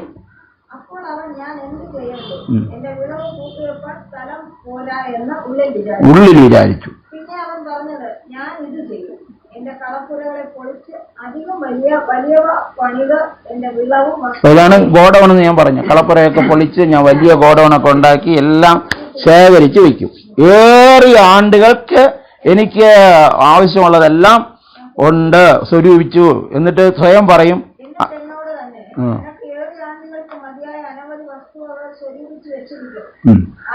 ആശ്വസിക്കാം, തിന്നുക, കുടിക്കുക, ആനന്ദിക്കുക. മുടാ, ഈ രാത്രിയിൽ നിന്റെ പ്രാണനെ നിന്നോട് ചോദിച്ചാൽ ദൈവ വിഷയമായി സമ്പന്നനാകാതെ തനിക്ക് തന്നെ നിക്ഷേപിക്കുന്നതിന്റെ കാര്യം ഇങ്ങനെയാവും. ദൈവ വിഷയമായി സമ്പന്നനാകുക. കർത്താവ് അതാണ് പറഞ്ഞത്. കർത്താവ് രണ്ട് സൈഡും പറഞ്ഞാണ് പോയിട്ടുള്ളത്. ഭാഗ്യത്തെക്കുറിച്ച് പറഞ്ഞു, കഷ്ടത്തെക്കുറിച്ച് പറഞ്ഞു, ശാപത്തെക്കുറിച്ച് പറഞ്ഞു, അനുഗ്രഹത്തെക്കുറിച്ച് പറഞ്ഞു, സ്വർഗത്തെക്കുറിച്ച് പറഞ്ഞു, നരകത്തെക്കുറിച്ച് പറഞ്ഞു. ഒരു സൈഡ് മാത്രമല്ല കർത്താവ് പറഞ്ഞു. ഇന്ന് പലപ്പോഴും നമ്മൾ ഒരു സൈഡ് മാത്രമേ കേൾക്കുന്നുള്ളൂ. യേശു ആരെയും വഞ്ചിച്ചിട്ടില്ല. വളരെ വ്യക്തമായിട്ടാണ് കാര്യങ്ങൾ പറഞ്ഞുകൊണ്ട് പോയത്. അപ്പോൾ ദൈവവിഷയമായി സമ്പന്നനാകണം. ആ സമ്പന്നനാകണമെങ്കിൽ ഞാൻ ആത്മീയമായി ദരിദ്രനാണെന്നുള്ള ഒരു ബോധം വേണം. ഞാൻ ആത്മീയമായി ഞാൻ വളരേണ്ടതുപോലെ വളർന്നിട്ടില്ല, ദൈവിക സത്യങ്ങൾ ഞാൻ മനസ്സിലാക്കിയിട്ടില്ല, ദൈവത്തിൻ്റെ ഇഷ്ടം ഞാൻ മനസ്സിലാക്കിയിട്ടില്ല. അതിനായിട്ടാണ് ദൈവവചനം എനിക്ക് തന്നിരിക്കുന്നത്. അതിലൂടെ മനസ്സിലാക്കാൻ കർത്താവേ എൻ്റെ കണ്ണുകളെ തുറക്കണമേ എന്ന് പ്രാർത്ഥന ആവശ്യമാണ്. കാരണം കർത്താവിൻ്റെ വരവിൻ്റെ കാലഘട്ടത്തുള്ള സഭയെക്കുറിച്ച് പറയുന്നത് ലവോദിക്ക സഭയുടെ അവസ്ഥയാണ്. അതിനുമുമ്പ് ഒരു സഭയെ കൂടെ നമുക്ക് നോക്കാം. സ്മുർന്ന 2-ാം അധ്യായം, വെളിപ്പാട് പുസ്തകം 2-ാം അധ്യായത്തിൽ സ്മുർന്നയെക്കുറിച്ച് കർത്താവ് പറയുന്ന ഒരു ഭാഗമുണ്ട്. 9-ാം വാക്യം, വെളിപ്പാട് 2:9. നോക്കണേ, ഞാൻ നിന്റെ കഷ്ടതയും ദാരിദ്ര്യവും നീ ധനവാനാകുന്നതാണ്. അത് ബ്രാക്കറ്റിൽ കൊടുത്തിരിക്കുക. ആത്മീയമായി നീ ധനവാനാണ്, പക്ഷെ ലോകത്തിന്റെ മുമ്പിൽ നീ കഷ്ടപ്പെടുന്നവനാണ്. നീ ദാരിദ്ര്യത്തിന്റെ ആ നെല്ലിപ്പല കണ്ട ആളാണ്. പക്ഷെ അടുത്ത് പറയാണ്,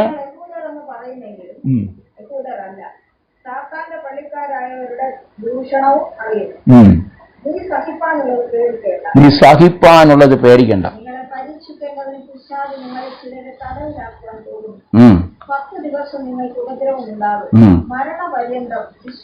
മരണപര്യന്തം വിശ്വസ്തനായിരിക്കുക.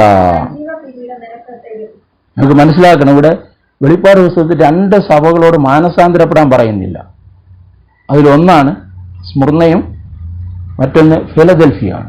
ബാക്കി സകലത്തിൻ്റെ അടുത്ത് മാനസാന്തരപ്പെടാൻ പറയാണ്. മനസ്സിലായില്ലേ? അവരെല്ലാം അങ്ങ് സുഖമായിട്ട് ജീവിക്കുകയാണ്. അപ്പോൾ നോക്കുക, ഇനി നമ്മൾ ലവോദിക്ക സഭയിൽ വരികയാണ്. ലവോദിക്ക സഭ പറയുന്നത് വെളിപ്പാട് 3:17, ഞാൻ ധനവാൻ, ഞാൻ സമ്പന്നനായിരിക്കുന്നു, എനിക്കൊന്നിനും മുട്ടില്ല. ഇന്നത്തെ അവസ്ഥ അതാണ്. എല്ലാ സഭകളിലും ഇഷ്ടംപോലെ പൈസ ഉണ്ട്, കോടിക്കണക്കിന് രൂപ ചെലവാക്കി അൾത്താരകളൊക്കെ പുതുക്കി പണിയുന്നു. നല്ല സുഖമായിട്ട് വന്ന് ചാരിയിരുന്ന് ഉറങ്ങാൻ തക്കവണ്ണം ചാരി ബെഞ്ചുകളൊക്കെ 25,000 രൂപ ഒരു ബെഞ്ച്. 25,000 തന്നെ ഒരു കൂടുതലാവോ? അറിഞ്ഞൂടാ, കൂടുതലാവും. 25-നൊന്നും തീരുമില്ല. എല്ലാ പഴയ ബെഞ്ചുകളൊക്കെ മാറ്റി എല്ലാം ചാര് ബെഞ്ച്. അത് നേരത്തെ വരുന്നവർക്ക് ഫാനിന്റെ കീഴിൽ തന്നെ സ്ഥലം കിട്ടും. ഇങ്ങനെയൊക്കെ പോവുക. കർത്താവ് അതൊന്നും അല്ല അവിടെ പറയുന്നത്. എന്താണ്? നീ പറയുന്നു ഞാൻ ധനവാൻ, ഞാൻ സമ്പന്നൻ, എനിക്കൊന്നിനും മുട്ടില്ല. പക്ഷേ നീ നിർഭാഗ്യവാനാണ്, അരിഷ്ടനാണ്, ദരിദ്രനാണ്, കുരുടനാണ്, നഗ്നനുമെന്ന് നീ അറിയുന്നില്ല. ഇതൊരു വല്ലാത്തൊരവസ്ഥയാണ്, വല്ലാത്തൊരവസ്ഥയാണ്. നമുക്കറിയാം ചിലരുടെ ഈ രോഗവിവരങ്ങളൊക്കെ നമ്മൾ പറയുമ്പോൾ 4th സ്റ്റേജിലാണ് അറിഞ്ഞത്, ഇനി ഒരു രക്ഷയില്ല. ആ ആൾ അറിഞ്ഞില്ല. വല്ലാത്തൊരു ഇതൊക്കെ വന്നപ്പോഴാണ് ചെന്ന് ടെസ്റ്റ് ചെയ്തപ്പോൾ കഴിഞ്ഞു, സ്റ്റേജ് മാറിപ്പോയി. അപ്പോൾ ഇന്നത്തെ സഭ ആന്തരികമായ ആത്മീയമായ അവസ്ഥ എന്താണെന്ന് അവർ അറിയുന്നില്ല. കാരണം പുറമെ എല്ലാം നല്ല ഇതാണ്, സമ്പന്നനാണ്, വിചാരങ്ങളെല്ലാം. ഞാൻ കഴിഞ്ഞ ദിവസങ്ങളിലൊക്കെ ഓണാഘോഷം ചില പള്ളികൾ നടന്നതിൻ്റെ വീഡിയോസ് എനിക്ക് കിട്ടി. വടംവലി, അത്തപ്പൂട്ട്, ഇതെല്ലാമുള്ള പരിപാടികളും എല്ലാം, ഡാൻസ്. അപ്പോൾ എൻ്റെ അടുത്ത് ഒരാൾ പറഞ്ഞത്, സാറേ ഇത് അടുത്ത വർഷം മിക്കവാറും നമ്മുടെ LMS നമ്മുടെ MM ചർച്ചിലും വരാൻ സാധ്യത ഉണ്ടെന്ന് ഇങ്ങനെ ആണെങ്കിൽ, ട്രെൻഡ് അനുസരിച്ചിട്ട്. പക്ഷേ ആ ഒരു ട്രെൻഡിലോട്ടാണ് ഇപ്പോൾ പോകുന്നത്. കഴിഞ്ഞ ദിവസം ഒരു പറയാണ്, മലയൻകീഴ് പള്ളിയിൽ അത്തപ്പൂ എല്ലാം ഇട്ടിട്ട് അതിൽ അച്ഛൻ്റെ അടുത്ത് ചോദിച്ചപ്പോൾ അച്ഛൻ പറയാണ്, ഇതൊന്നും കുഴപ്പമില്ലെന്നേ, 6ാമത്തെ പള്ളിയിൽ. അപ്പോൾ ഇങ്ങനെയാണ്, ഇതൊന്നും കുഴപ്പമില്ല. അപ്പോൾ അവസാനം ഞാനൊന്ന് ഒരു പോസ്റ്റ് ഇടേണ്ടി വന്നു. ഞാൻ പറഞ്ഞു, ക്രിസ്ത്യാനികൾ ഓണം ആഘോഷിക്കുന്നതിൽ യാതൊരു തെറ്റുമില്ല, കാരണം അവർ ക്രിസ്തു മതക്കാരാണ്. പക്ഷെ രക്ഷിക്കപ്പെട്ട ഒരു ദൈവ പൈതൽ അത് ആഘോഷിക്കാൻ പോവില്ല. കാരണം അവന് കണ്ണ് തുറന്നവനാണ്, അവൻ യഥാർത്ഥ സത്യം മനസ്സിലാക്കിയാണ്. അവൻ്റെ അടുത്ത് ആരും ഉപദേശിക്കേണ്ട ആവശ്യം ഇല്ല. അവൻ ദൈവത്തെ അറിഞ്ഞവനാണ്. ഇതിൽ വലിയ സന്തോഷം, ഈ ആഘോഷത്തിനേക്കാളും വലിയ സന്തോഷം അവൻ കർത്താവിൽ അനുഭവിക്കുന്നവനാണ്. അതോടുകൂടെ ആ പരിപാടി പിന്നെ ബാക്കിയുള്ളവർ ഇടുന്നത് എന്നെ ശല്യപ്പെടുത്തുന്നത് നിർത്തി. കാരണം അവിടെ നിന്ന് ഇവിടെ നിന്നും കുറേ വചനങ്ങളൊക്കെ എടുത്ത് കൊണ്ട് വരും കുറേ പേര്. ഇങ്ങനെയൊക്കെ ആണ്, മനസ്സിലായില്ലേ? എൻ്റെ പോസ്റ്റിന് ഇട്ടത് അതും ഞാൻ അറിയാവുന്ന നല്ല പാരമ്പര്യ ക്രിസ്ത്യാനികൾ തന്നെയാണ്. അപ്പോൾ അവരോട് പിന്നെ പറയേണ്ടി വന്നു. എന്ന് വെച്ചാൽ ക്രിസ്തു മതക്കാർ ഓണം ആഘോഷിക്കുന്നതിൽ ആരും ഭാരപ്പെടണ്ട, അവരാഘോഷിച്ചോട്ടെ. പക്ഷെ യഥാർത്ഥമായി ദൈവസ്നേഹം രുചിച്ചറിഞ്ഞ ഒരാൾ ആ ആഘോഷത്തിന് പോവില്ല. അതിനേക്കാളും വലിയ സന്തോഷം നമുക്ക് ഉണ്ട്. അപ്പോൾ ദരിദ്രരോടുള്ള മനോഭാവം, ആത്മീയമായ ദാരിദ്ര്യം, ഇത് രണ്ടും നമ്മൾ ഒരേപോലെ സൂക്ഷിക്കേണ്ടതാണ്. നമുക്ക് ആത്മാവിൽ അനുഗ്രഹിക്കപ്പെടുവാൻ, ആത്മാവിൽ ബലപ്പെടുവാൻ, ആത്മാവിൽ സമൃദ്ധി പ്രാപിപ്പാൻ അത് ശ്രദ്ധിക്കുക എന്നുള്ളത് കർത്താവിൻ്റെ ശുശ്രൂഷയുടെ ഭാഗമായിരുന്നു. 2 വാക്യങ്ങളൂടെ അത് വളരെ വാണിംഗായിട്ടാണ് നമുക്ക് തന്നിരിക്കുന്നത്. 1 തിമോത്തിയോസ് 6:17 മുതലും യാക്കോബ് 5-ാം അധ്യായം 1 മുതൽ 6 വരെയും. ഇതൊക്കെ അന്നത്തെ വിശ്വാസ സമൂഹം എങ്ങനെ ആയിരിക്കും ഇതിനൊക്കെ പ്രതികരിച്ചു എന്ന് നമുക്ക് അറിഞ്ഞുകൂടാ. കാരണം ഇതൊക്കെ പ്രസംഗിച്ചവരൊക്കെ ആയിരിക്കും ചിലപ്പോൾ എത്രയോ മിഷനമാരെയും അപ്പോസ്തലന്മാരെയൊക്കെ കൊന്നല്ലോ, അല്ലേ? യോഹന്നാൻ ഒഴികെ മറ്റൊരു അപ്പോസ്തലന്മാരും സാധാരണ മരണം അനുഭവിച്ചില്ല. ബാക്കിയുള്ളവരെല്ലാം ക്രൂശിച്ചു കൊല്ലുകയും ചുട്ടുകൊല്ലുകയൊക്കെയാണ് ചെയ്തത്. അപ്പോൾ യേശു നിന്നെ സ്നേഹിക്കുന്നു എന്ന് പറഞ്ഞ് ആരും ചൂടാൻ വരില്ലായിരുന്നു, അല്ലേ? അപ്പോൾ യഥാർത്ഥ സുവിശേഷം പറഞ്ഞതുകൊണ്ടാണ് പ്രശ്നം വന്നത്. നമുക്ക് 2 ഭാഗങ്ങൾ വായിക്കാം. 1 തിമോത്തിയോസ് 6:17 മുതൽ. ഈ ലോകത്തിലെ ധനവാന്മാരോട് ഉന്നത ഭാവം കൂടാതിരിക്കാനും, നിശ്ചയമില്ലാത്ത ധനമൊക്കെ ചെയ്യാത്ത ഒരു പനി വന്നാൽ 3 ലക്ഷമൊക്കെ അടിച്ചുകൊണ്ടങ്ങ് പോകും, അല്ലേ? ഒരു ആശുപത്രിയിലൊക്കെ പോയല്ലേ. അതുകൊണ്ട് ഈ ലോകത്തിൽ നിശ്ചയമില്ലാത്ത ധനത്തിലല്ല നമുക്ക് സകലവും ധാരാളമായി അനുഭവിപ്പാൻ തരുന്ന, ദൈവത്തിൽ ആശ്രയിപ്പാനും നന്മ ചെയ്യുവാനും സൽപ്രവർത്തികളിൽ സമ്പന്നരായി ദാനശീലരും ഔദാര്യമുള്ളവരുമായി സാക്ഷാലുള്ള ജീവനെ പിടിച്ചുകൊള്ളണമെന്നും വരും കാലത്തേക്ക് നല്ലൊരു അടിസ്ഥാനം നിക്ഷേപിച്ചുകൊള്ളുവാൻ യേശു കർത്താവ് പറഞ്ഞു. നിങ്ങളുടെ നിക്ഷേപമുള്ളിടത്ത് നിങ്ങളുടെ ഹൃദയമിരിക്കും. നിങ്ങളുടെ നിക്ഷേപം നിർമ്മലാണോ? കഴിഞ്ഞ ദിവസം ഞാൻ പോയപ്പോൾ അറിയാതെ ഒരാൾ കാര്യങ്ങൾ തുറന്നു പറഞ്ഞു, സാറേ 3 കോടി രൂപ പോയി സാറേ നിർമ്മലിൽ കൊണ്ടിട്ട്. 4 കോടി. ഞാൻ പെൻഷനായപ്പോൾ കിട്ടിയത് എല്ലാം കൂടെ, എൻ്റെ ഭാര്യ പെൻഷനായി കിട്ടിയതെല്ലാം കൂടെ, SBIയിൽ വെച്ചിരുന്നത് എല്ലാം കൂടെ ഇങ്ങോട്ടെടുത്തിട്ട്. ഭ്രാന്ത് പിടിക്കാത്തത് ദൈവത്തിന്റെ കൃപ.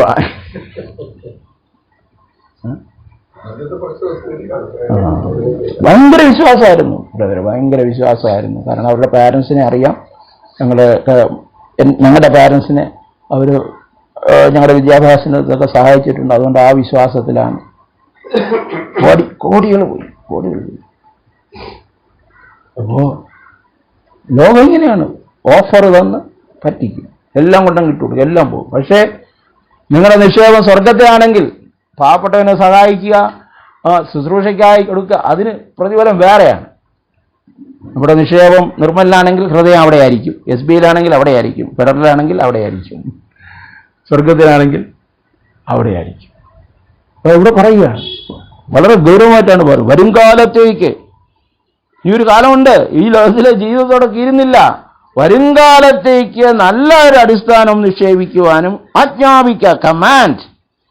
എന്നിട്ട് പിന്നെയും പറയുകയാണ്, അല്ലയോ തിമോത്തിയോസേ, നിങ്ങൾ പക്കൽ ഏൽപ്പിച്ചിരിക്കുന്ന ഉപനിധി കാത്തുകൊണ്ട് ജ്ഞാനമെന്ന് വ്യാജമായി പേർ പറയുന്നതിൻ്റെ ഭക്തിവിരുദ്ധമായ വൃഥാലാപങ്ങളെയും തർക്കസൂത്രങ്ങളെയും ഒഴിഞ്ഞു നിൽക്കാം. ആ ജ്ഞാനം ചിലർ സ്വീകരിച്ചിട്ട് വിശ്വാസം വിട്ട് തെറ്റിപ്പോയി. എല്ലാം ബുദ്ധിപരമായിരിക്കണം, എല്ലാം ജ്ഞാനപരമായിരിക്കണം എന്നെല്ലാം പറഞ്ഞ് ജ്ഞാനപരമായിട്ടൊക്കെ കാര്യം ചെയ്തു. ഒടിയിൽ ഉള്ള വിശ്വാസം കൂടെ പോയി. എത്ര ക്ലിയറായിട്ട് 2000 വർഷവും പരിശുദ്ധാത്മ രേഖപ്പെടുത്തിയിരിക്കുന്നു. യാക്കോബിന്റെ ലേഖനം 5-ാം അധ്യായം 1 മുതൽ 6 വരെ. യാക്കോബിന്റെ ലേഖനം. അല്ലയോ ധനവാന്മാരെ, നിങ്ങളുടെ മേൽ വരാൻ പോകുന്ന ദുരിതങ്ങൾ നിമിത്തം കരഞ്ഞു മുറയിടുവിൻ.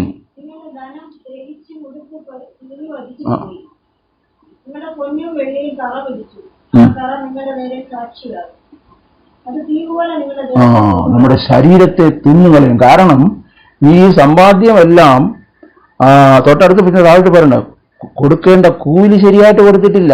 കാരണം കൂലിയാണ് നിലവിളിക്കുന്നത്, അല്ലാതെ ആളല്ല നിലവിളിക്കുന്നത്. അന്ത്യകാലത്ത് നിങ്ങൾ നിക്ഷേപങ്ങളെ ശേഖരിച്ചിരിക്കുന്നു, നിങ്ങളുടെ നിലങ്ങളെ കൊയ്ത വേലക്കാരുടെ കൂലി നിങ്ങൾ പിടിച്ചുവല്ലോ, അത് നിങ്ങളുടെ അടുക്കൽ നിന്ന് നിലവിളിക്കുന്നു. ഈ പൈസ ഇതിവിടെ ഇരിക്കേണ്ടതല്ല, ഇത് അവൻ്റെ അടുത്തിരിക്കേണ്ടതാണെന്ന് പൈസ നിലവിളിക്കുന്നു. പിന്നെ കൊയ്തവരുടെ നിലവിളി സൈന്യങ്ങളുടെ കർത്താവിൻ്റെ ചെവിയിലെത്തിയിരിക്കുന്നു. അവർ ഇപ്പോൾ ബംഗാളികളെ കൂടുതൽ പറ്റിക്കാൻ പറ്റില്ല. അവർ 1200 ചോദിച്ചു പറഞ്ഞു. പണ്ട് അവരെ വിളിച്ച് 500 രൂപ കൊടുത്ത് പറ്റിക്കുമായിരുന്നു. അല്ലെങ്കിൽ കണ്ട്രാക്കന്മാർ പറ്റിക്കും. പണ്ടൊരു ജോലി നമ്മുടെ കയ്യിൽ നിന്ന് 1500 വാങ്ങിക്കും, അവന് കൊടുക്കുന്ന 500 രൂപയാണ്. ഇതെല്ലാം നെടുവീർപ്പിടുന്ന, ഇവർക്കൊന്നും പറയാൻ പറ്റില്ല. പക്ഷെ ഇത് സൃഷ്ടാവ് അവരുടെ നെടുവീർപ്പ് കാണുന്നു, നിലവിളി കാണുന്നു. നിങ്ങൾ ഭൂമിയിൽ ആഡംബരത്തോടെ സുവിച്ച് പൊളച്ച് കൊല ദിവസത്തിലെന്ന പോലെ നിങ്ങളുടെ ഹൃദയങ്ങളെ പോഷിപ്പിച്ചിരിക്കുന്നു. നിങ്ങൾ നീതിമാനെ കുറ്റം വിധിച്ച് കൊന്നു, അവൻ നിങ്ങളോട് മറത്തു നിന്നതും ഇല്ല. അപ്പോൾ ഇങ്ങനെയുള്ള ഭാഗങ്ങളൊക്കെ പ്രസംഗിച്ച അപ്പോസ്തലന്മാരാണ് പിന്നെ നമുക്കിതൊക്കെ എഴുതി തന്നിരിക്കുന്നത്. അപ്പോൾ നമ്മൾ ഈ ലോകത്തിൽ എത്ര ഗൗരവമായിട്ടാണ് നമ്മുടെ ക്രിസ്തീയ ജീവൻ നയിക്കേണ്ടത്. അഗതികളോട്, സാധുക്കളോട്, പാവപ്പെട്ടവരോട്, എളിയവരോട് ഉണ്ടായിരിക്കേണ്ട ഒരു ക്രിസ്തീയ സമീപനം, ദൈവത്തിൻ്റെ സമീപനം നമ്മൾ തിരുവചനത്തിലൂടെ നമ്മൾ മനസ്സിലാക്കി ഇത് മറ്റുള്ളവരുമായി പങ്കുവയ്ക്കുവാനും നമ്മുടെ ജീവിതങ്ങൾ അപ്രകാരം ദൈവസന്നിധിയിൽ ക്രമീകരിക്കപ്പെടുവാനും കർത്താവ് നമ്മെ സഹായിക്കട്ടെ. നമ്മെ ദൈവസന്നിധിയിൽ നമുക്ക് സമർപ്പിക്കാം.